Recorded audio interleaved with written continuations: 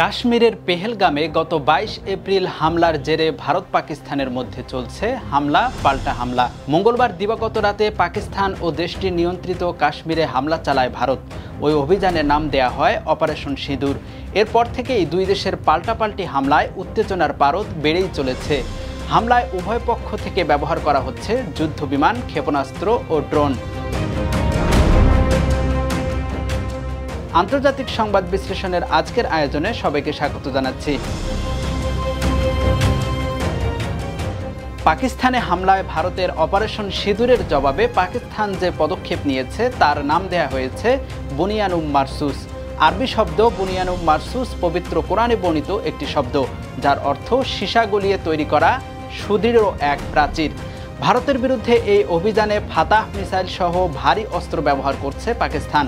শনিবার এই অপারেশনের আওতায় ভারতের গুরুত্বপূর্ণ ক্ষেপণাস্ত্র সংরক্ষণাগার ও বিমান ঘাঁটি সহ কয়েকটি এলাকায় হামলা চালানো হয়।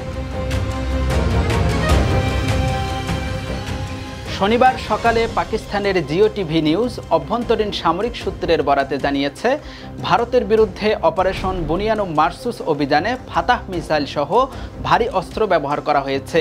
ভোরেই পাঠানকোট, উদমপুর এবং ব্রাহ্মস ক্ষেপণাস্ত্র সংরক্ষণাগারে সফল আঘাত হানা হয়েছে। বেলা বাড়ার সঙ্গে সঙ্গে অভিযানের তীব্রতা বাড়ছে।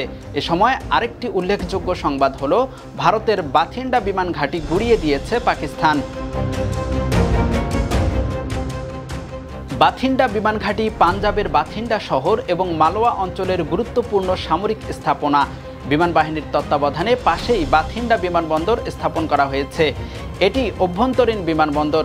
ভিসিয়ানা শহরের 16 কিলোমিটার উত্তর পশ্চিমে এবং কিলিনিহাল সিংওয়ালা গ্রামের কাছে অবস্থিত বিমানবন্দরটি ভিসিয়ানা বিমান বাহিনী স্টেশনের একটি সিভিল এনক্লোড হিসেবে পরিচিত।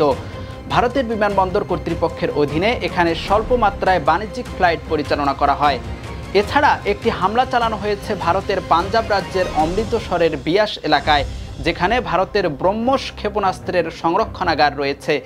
ব্রহ্মস একটি সুপারসনিক ক্ষেপণাস্ত্রের নাম।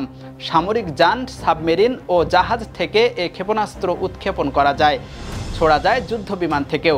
ব্রহ্মস ক্ষেপণাস্ত্র সর্বোচ্চ 800 কিলোমিটার বা 497 মাইল দূরের লক্ষ্যবস্তুতে আঘাত হানতে সক্ষম। ব্রহ্মস অ্যারোস্পেস নামের একটি প্রতিষ্ঠান এই ক্ষেপণাস্ত্র উন্নয়নের সঙ্গে জড়িত।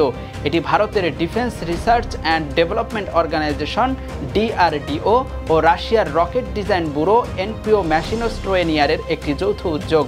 ভারতের ব্রহ্মপুত্র নদ ও রাশিয়ার মস্কোভা নদীর নামের সঙ্গে মিলিয়ে এ সুপারসনিক ক্ষেপণাস্ত্রের নাম রাখা হয়েছে ব্রহ্মস।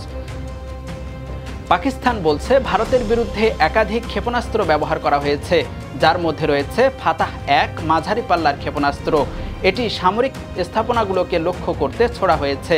বেসামরিক স্থাপনা তাদের লক্ষ্যবস্তুতে নেই বলে জানিয়েছে দেশটি। পাশাপাশি পাকিস্তান জানিয়েছে, গত 6 মে মধ্যরাতে ভারতের হামলায় পাকিস্তানের বেসামরিক নাগরিকদের হত্যা করা হয়। এরপরও সংযম রক্ষা করে তারা, কিন্তু ভারতের আক্রমণ অব্যাহত থাকায় এই হামলা চালানোর জন্য তারা বাধ্য হয়েছে। এই ছিল আজকের আয়োজন। এতক্ষণ সঙ্গে থাকবার জন্য ধন্যবাদ। ইউএফটি ফার্স্টের সাথে ট্রেড করুন যে কোনো জায়গা থেকে। ক্যাম্পাসে ক্লাসের ফাঁকে, ঢাকার জ্যামে বসে কিংবা ঘরে বসে।